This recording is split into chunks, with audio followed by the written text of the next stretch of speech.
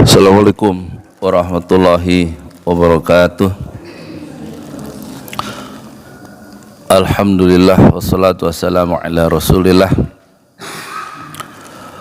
Alhamdulillah Allah pertemukan kita kembali dalam majelis ilmu pengajian Al-Asmaul Husna untuk kesekian kalinya, dan alhamdulillah guru kita yaitu Ustadz Cecep Furqon sudah hadir di tengah-tengah kita, dan untuk lebih singkatnya kami persilakan waktu dan tempat untuk Ustadz. Bismillahirrahmanirrahim. Assalamualaikum warahmatullahi wabarakatuh. Alhamdulillahi rabbil alamin.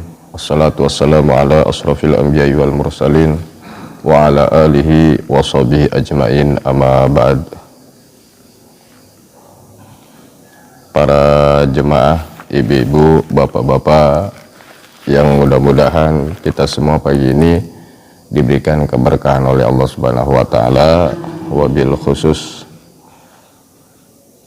sahibul wilayah, pengasuh Pondok Pesantren Ojolali, Bapak Ustadz Judi Pramuko serta keluarga, yang mudah-mudahan juga diberikan kemudahan, kelancaran, keberkahan oleh Allah Subhanahu wa taala. Alhamdulillah, segala puji bagi Allah, pada pagi ini kita masih diberikan taufik untuk bisa melaksanakan kewajiban kita, yakni sholat subuh berjamaah plus kita mengadakan pengajian rutin. Mudah-mudahan apa yang kita laksanakan pada pagi hari ini diterima dan dijadikan wasilah buat kita untuk mendapatkan keselamatan dunia dan akhirat. Salawat teriring salam semoga selalu tercurah pada junjungan kita baginda Nabi Muhammad sallallahu alaihi wasallam beserta para keluarganya, para sahabatnya, para pengikutnya ila yaumil qiyamah. Para bapak, para ibu, jemaah yang dirahmati Allah, kita mulai pengajian kita pertama kali minggu lalu dengan bahasan Asmaul Husna yang pertama, yakni lafaz Allah. Sekarang kita akan melanjutkan Asmaul Husna yang berikutnya, yakni Ar-Rahman dan Ar-Rahim. Ar-Rahman dan Ar-Rahim ini dijadikan satu bahasan karena memang Ar-Rahman dan Ar-Rahim ini berasal dari satu akar yang sama, berasal dari satu kata yang sama, kemudian menjadi dua. Yang pertama Ar-Rahman, yang kedua Ar-Rahim. Kalimat itu atau asal kata Ar-Rahman dan Rahim itu adalah rahmatun. Rahmatun itu asalnya. Kemudian dari rahmatun menjadi satu Rahman, yang kedua Rahim. Kedua sifat ini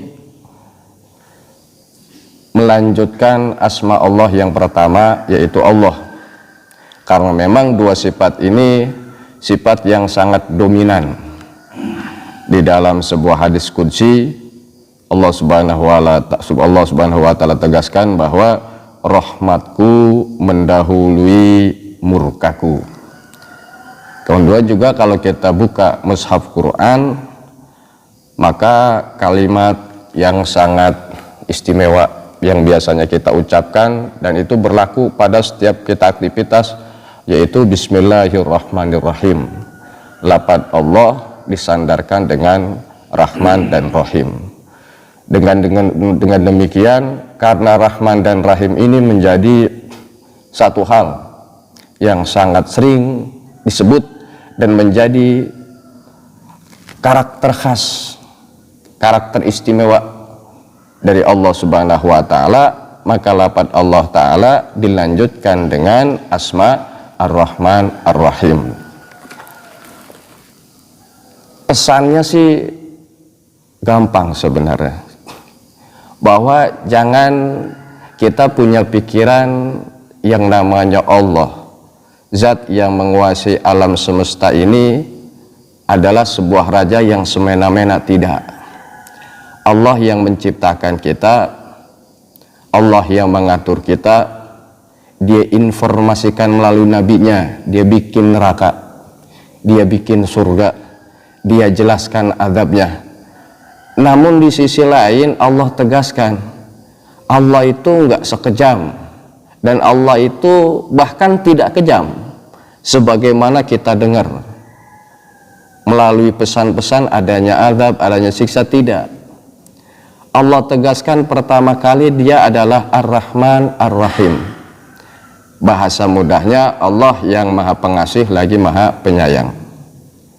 Jangan engkau pikir kalau Allah itu ada sebuah zat yang begitu seram, kejam, seenaknya. Tidak. Allah itu dikuasai, bukan dikuasai, sifatnya lebih dominan, sifat Rahman dan Rahimnya ketimbang sifat murkanya, sifat marahnya.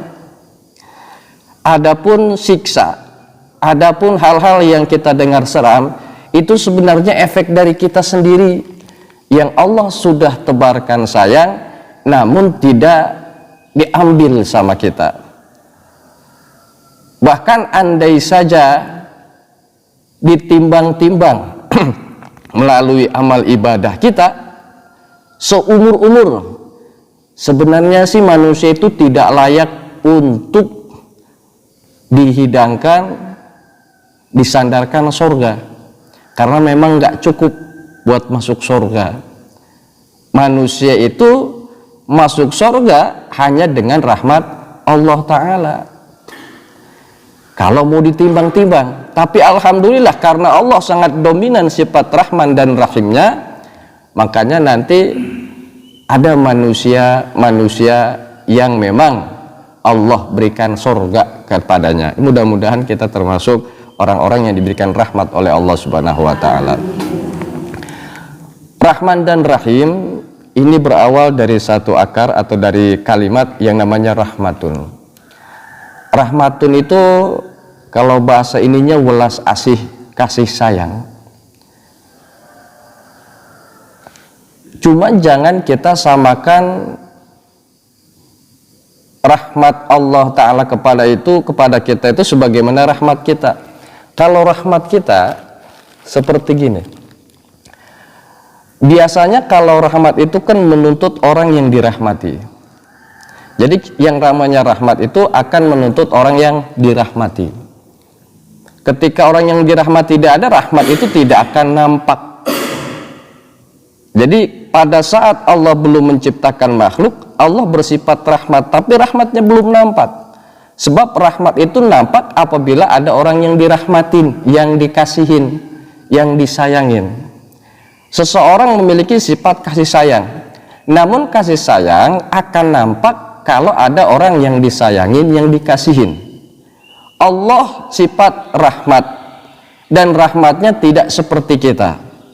Kalau kita menyayangi, mengasihi seseorang, ini berawal dari satu buah rasa sakit yang di dalam hati. Rasa sakit itu adalah kasihan kita. Rasa kasihan kita itu menunjukkan kelemahan kita. Jadi ketika kita menyayangi, kita kan kasihan, sayang sama dia. Ada sesuatu yang bergejolak di hati dan kita ingin menghilangkan gejolak tersebut. Seolah-olah gejolak itu satu buah hal yang tidak membuat kita nyaman dan kita pengen mengobatin itu. Jadi rahmatnya manusia itu ada memiliki dua kekurangan. Yang satu, dia berawal dari sebuah perasaan yang sakit di dalam hatinya, itu kan sebuah bentuk kekurangan. Yang kedua, ada sebuah ketika kita merahmati seseorang, ada sebuah hal yang di situ juga ada tujuan kita, kepentingan kita. Kepentingan kita pengen menghilangkan rasa kasihan itu. Kemudian ketika kita ingin menghilangkan rasa kasih itu, rasa sayang itu, ada dua kemungkinan.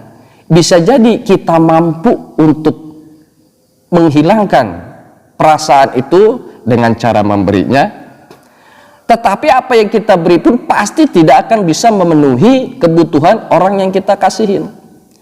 Sebab yang namanya kebutuhan manusia itu banyak, baik zahir maupun batin. Andai pun manusia bisa memberikan seseorang karena kasih sayang, karena perasaan welas asihnya, pasti dia nggak mampu untuk memenuhi segala kebutuhan. Itu juga sebentuk kekurangan buat kita.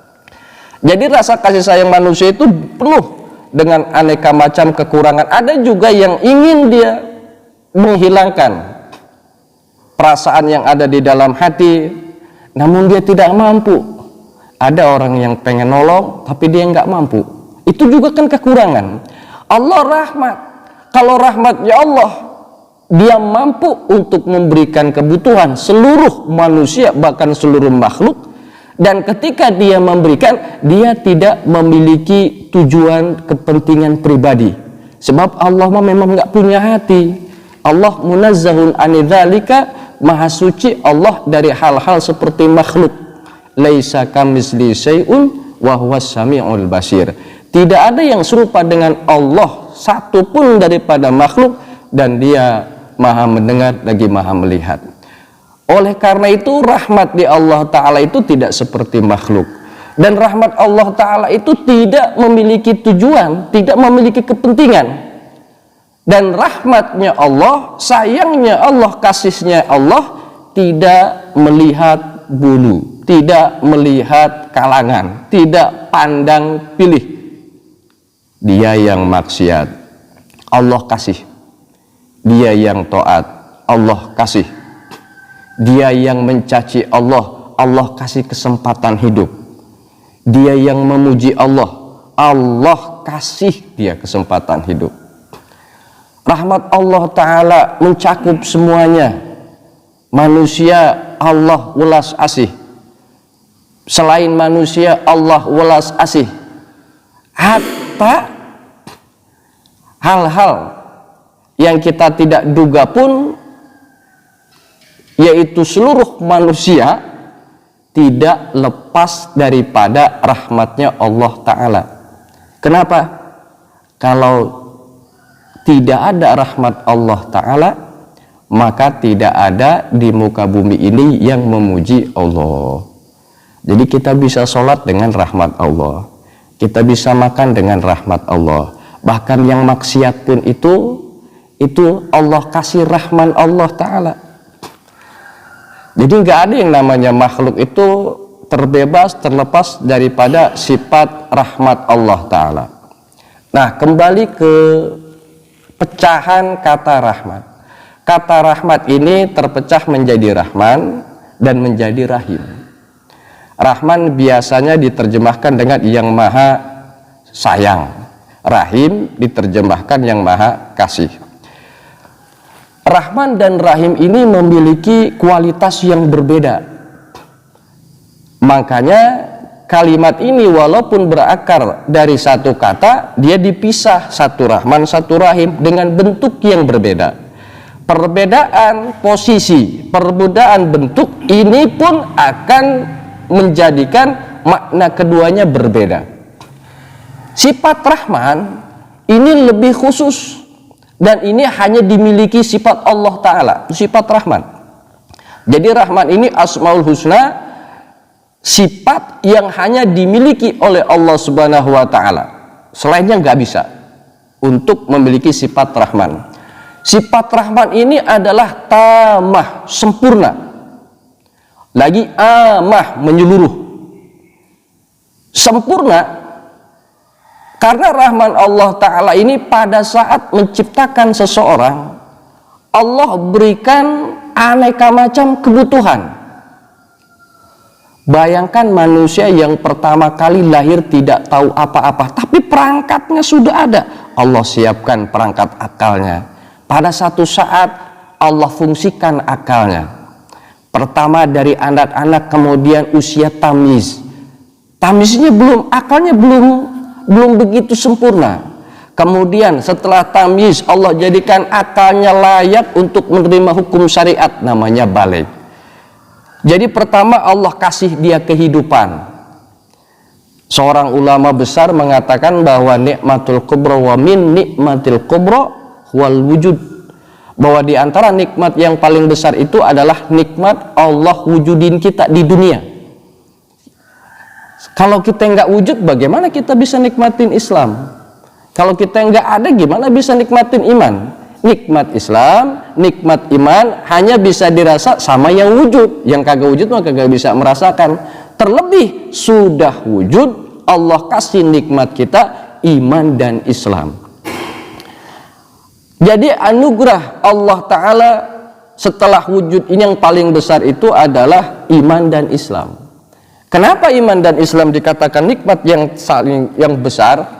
Rahman Allah Ta'ala dengan sifat iman dan Islamnya, kita bisa merasakan bagaimana melepaskan kerinduan untuk komunikasi dengan Tuhan. Dulu waktu manusia belum diutus di tengahnya Nabi, kerinduan itu mereka jadikan dengan membuat jalan apapun. Kalau nggak ada rahman Allah yang berbentuk Nabi, kita bingung nyembah Tuhan gimana.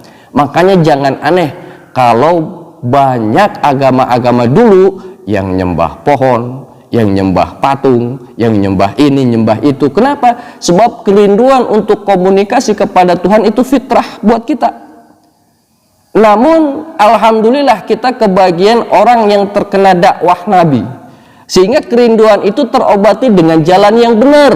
Oh, kalau kamu pengen komunikasi dengan Tuhan, begini loh. Kalau kamu ingin curhat dengan Tuhan, begini loh. Caranya dikasih tahu oleh Nabi. Zaman dulu bingung caranya gimana. Makanya ada yang nyembah pohon, nyembah ini, nyembah ini. Mereka nggak tahu caranya. Tapi fitrah itu sudah ada. Allah kasih fitrah itu sebagai rahman. Allah lengkapi dengan diutusnya Nabi di tengah kita. Sehingga fitrah tersebut bisa sempurna dengan cara kita bisa berkomunikasi dengan Tuhan. Prosesnya benar.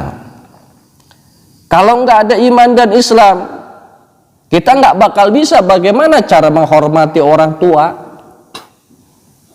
Ada anak hormat sama kita, takzim sama kita. Itu kan karena rahmat Allah Ta'ala.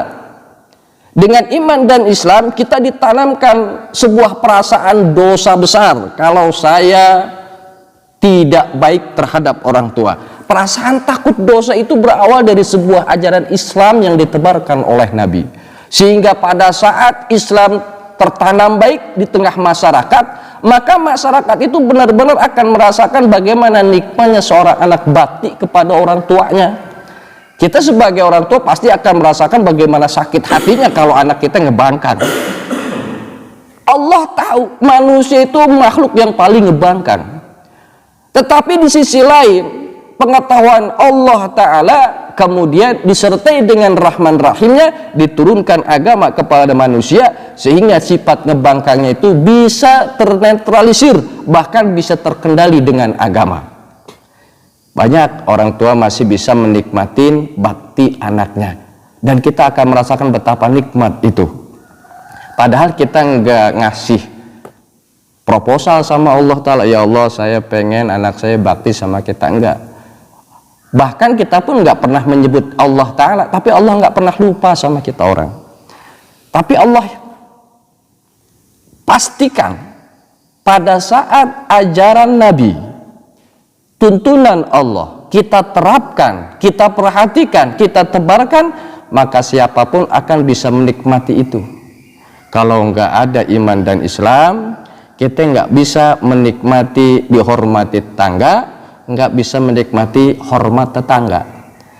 Kita nggak ngerasa nyaman, sebab bisa jadi kalau nggak ada iman dan Islam, banyak barang kita yang hilang. Kenapa harta kita, barang kita masih ada? Masih ada rasa takut dosa. Sebab Allah larang dan Allah bilang bahwa mencuri itu adalah sebuah perbuatan yang bertentangan dengan keimanan kepada Allah. Perasaan itu kemudian mendorong orang terjaga. Kenapa bisa menikmatin itu semua? Iman dan Islamnya hidup. Iman dan Islam akibat daripada Allah memberikan rahman kepada kita. Kemudian juga dengan sifat rahmannya Allah Ta'ala, Allah perhatikan kita. Pada dasarnya manusia itu apapun kondisinya tidak lepas dari sayang Allah Ta'ala. Seorang anak tidak semuanya diusap-usap kepalanya. Ada beberapa anak yang memang harus diomelin, ditarik sama bapaknya. Kenapa? Dan kita sepakat tidak ada bapak yang kejam, yang bengis, atau bapak yang ingin mencelakakan anaknya. Kagak ada. Itu manusia.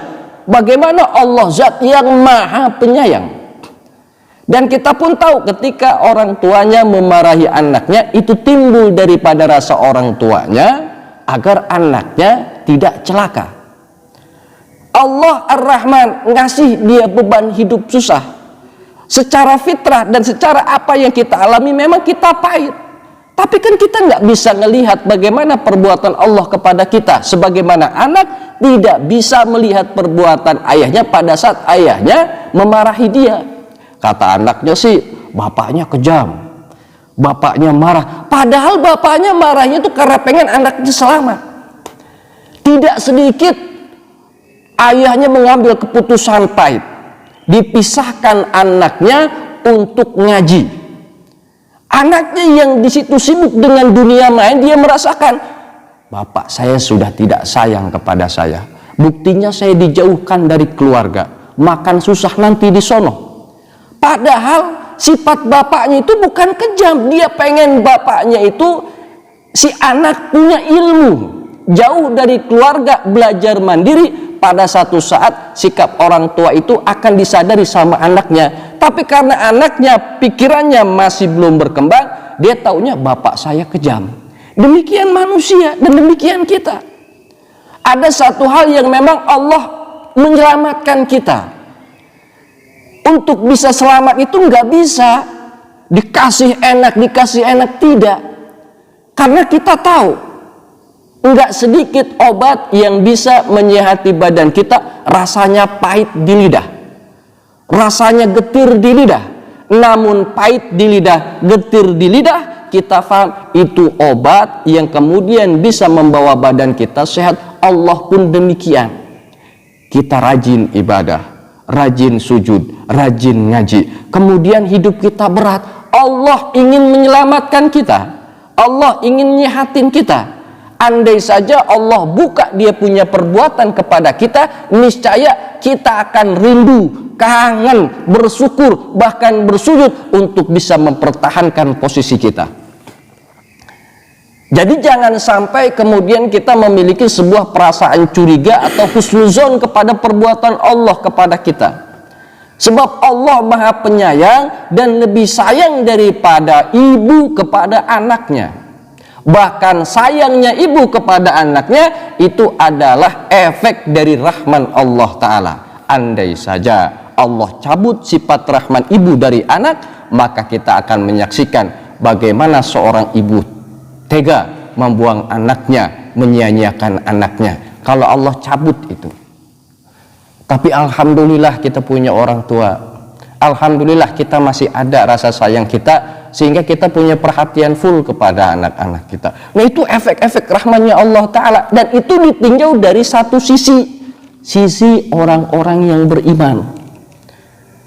Orang-orang yang gak beriman pun mereka merasakan rahman Allah Ta'ala. Allah kasih hidup, padahal mereka mencaci Allah. Allah berikan kemudahan usaha, padahal mereka mencaci Allah, menduakan Allah Ta'ala. Allah nggak peduli, karena memang Allah tidak akan kurang kekuasaannya dengan dicaci, dengan dimaki. Allah tetap Allah walaupun tidak ada makhluk. Allah tetap Allah walaupun dicaci seluruh makhluk. Allah tetap Allah walaupun dipuji seluruh makhluk. Cacian makhluk tidak mengurangi kebesaran Allah, pujian makhluk tidak menambah kebesaran Allah Ta'ala. Tapi memang sifat Allah Ar-Rahman, maka Allah akan memberikan siapapun daripada makhluknya memiliki batas sampai kemudian mereka benar-benar mengakhiri umurnya. Sifat Rahman sempurna dan menyeluruh, namun hanya berlaku di dunia. Di dunia. Jadi sifat Rahman ini sempurna dan menyeluruh, mencakup siapapun, cuman di dunia. Ketika makhluk manusia sudah masuk ke alam barzah, maka disitulah Ar-Rahim akan tampak kepada kita. Sifat Rahim. Sifat Rahim itu sifat yang khusus, hanya didapat sama orang-orang yang beriman. Kalau di dunia Ar-Rahman sempurna, menyeluruh, tanpa melihat siapapun, Non-muslim dapat nikmat, yang durhaka dapat nikmat, semuanya dapat nikmat. Tapi di akhirat, mereka-mereka yang mendapatkan kasih Allah Ta'ala hanya orang-orang yang beriman. Makanya dikatakan Ar-Rahman, Maha Pengasih dunia, Ar-Rahim, Maha Pengasih di akhirat. Di akhirat mah hanya orang-orang yang beriman kepada Allah yang dikasih sama Allah Ta'ala. Mereka-mereka yang membangkang, mereka-mereka yang ingkar kepada Allah nggak bakal dikasih. Makanya kemudian mereka-mereka yang tidak dikasih Allah Ta'ala tidak akan menjatakan rahmat, mendapatkan rahmat di akhirat, dimasukkan mereka ke dalam murkanya Allah yang disebut dengan neraka. Mereka akan disiksa. Nah, Rahim khusus buat kita, buat orang yang beriman. Tugas kita satu, bagaimana mampu mempertahankan Rahman di dunia menjadi Rahim di akhirat. Jangan sampai kita Rahman bisa merasakan rahmannya Allah di dunia, tapi di akhirat nggak kebagian sama sekali rahmatnya Allah Ta'ala yang diwakili oleh Asmaul Husna yang namanya Rahim. Ini bahaya nih. Makanya sifat Rahman dan Rahim ini adalah sifat yang begitu kentara di Allah Subhanahu wa Ta'ala. Dilihat kalau bilang bahwa satu saat ada orang Bani Israel. Orang Bani Israel ini dia menghabiskan umurnya buat ibadah. Enggak ada celah pun dia buat maksiat, ibadah dia. Orang dulu kan panjang-panjang dia punya umur. Umurnya panjang ratusan. Dia wafat. Ketika dia wafat, dia masuk surga tuh. Cuman belum masuk surga, jalan ke surga. Ketika dia mau jalan ke surga ditanya, "Ya fulan, engkau mau kemana?" "Saya mau ke surga." "Mau ke surga. Dengan apa kamu masuk surga?" "Ya dengan amal ibadah saya." Dengan bangganya kata Allah Ta'ala, fulan, kamu nggak layak buat masuk surga, masuk ke neraka." "Kok nggak bisa?" "Tapi kamu bilang tadi masuk surga dengan apa?" "Dengan amal saya lah." Kita hitung amalnya, dihitung tuh amalnya tuh, dihitung amalnya sama satu nikmat doang mata, seluruh umurnya belum bisa membandingi nikmatnya. Dan perlu kita ketahui, ketika kita bisa melakukan ibadah, itu nikmat dari Allah. Kita bisa melaksanakan ibadah, itu nikmat dari Allah Ta'ala. Kalau tidak ada nikmat dari Allah Ta'ala, nggak mungkin seorang bisa melaksanakan ibadah. Makanya ketika kita bisa melaksanakan ibadah, ada rasa syukur buat kita tuh. Alhamdulillah bisa melaksanakan ibadah. Karena kita bisa merasakan bahwa pada saat Allah memberikan nikmat itu, ibadah akan nampak di dalam diri kita. Bahkan ketika kita merasakan dan mengucapkan Alhamdulillah, itu pun nikmat dari Allah Ta'ala. Jadi kita itu nggak bisa lepas dari nikmat Allah Ta'ala, dan nikmat itu adalah efek dari rahmat Allah Ta'ala. Kalau kita dihitung-hitung, kita bisanya apa? Ibadahnya nikmat dari Allah, muji kita nikmat dari Allah Ta'ala. Apa yang kita banggain ke Allah Ta'ala? Makanya kenapa Islam melarang kita takabur dan menjanjikan barang siapa yang sedikit saja ada takabur di dalam hati, maka dia akan masuk neraka. Kenapa hadis berbicara seperti itu? Karena memang pada dasarnya manusia kagak bisa apa-apa. Sesuatu yang awalnya tidak memiliki sesuatu, nggak mungkin dia bisa memiliki sesuatu kalau ada bantuan dari Zat yang Maha Kuasa. Kita ini dilahirkan telanjang, Dan kita nggak mungkin memiliki pakaian kalau nggak dibantu sama Allah Ta'ala. Allah bantu kita untuk bisa menutup aurat kita dengan cara menanamkan orang tua kita kasih sayang. Dengan kasih sayang, orang tua kita menutup kita sehingga kita tidak tampak aib-aibnya. Dan itu terus sampai kita wafat. Allah perhatiin diri kita, Allah arahkan diri kita. Makanya manusia tidak akan bisa lepas dari rahmat Allah Ta'ala. Kemudian lucu ketika dia bangga dengan ibadahnya. Disinilah kenapa kita dilarang untuk sombong dengan ibadah yang kita lakukan. Justru pada saat Allah memberikan kemampuan untuk ibadah, pada saat Allah memberikan kemudahan buat ingat kepada Allah, disitulah kita perbanyak syukur kepada Allah Ta'ala. Sebab tanda-tanda Allah mencurahkan rahmat kepada seorang hamba adalah mudah, lancar, dia punya jasad, dia punya lisan untuk ingat dan menyebut Allah Subhanahu wa Ta'ala. Kemudian dari Rahman dan Rahim ini jangan sampai kita punya perasaan buruk sangka terhadap kondisi kita. Zaman Nabi lapar sampai 3 hari. Zaman Nabi tuh. Zaman Nabi orang-orang muslim banyak yang laparnya sampai 3 hari. Kebanyakan minumnya 1 korma 1 teguk air. Tapi mereka nggak pernah mengeluh. Kita nggak ngebandingin. Tapi dari sini kita bisa memahami bahwa yang kita alami sekarang, kebanyakan sekarang susahnya itu nggak seberapa. Kita masih punya rumah, kita masih punya tetangga, Allah masih tanamkan sayang-sayang kepada mereka, sehingga ketika kita susah banyak tetangga yang ngebantu. Kita butuh bantuan, masih ada tetangga, teman yang ngebantu kita. Rahman masih meliputi kita. Kondisi kita jangan membuat kita mengeluh. Bagaimanapun kondisi kita, yakinin Allah tidak melupakan kita. Satu syaratnya, jangan coba-coba lupa sama Allah. Lupa sama Allah, Allah pun akan berbalik cuek sama kita. Jadi jangan sampai kita putus asa dengan kondisi kita.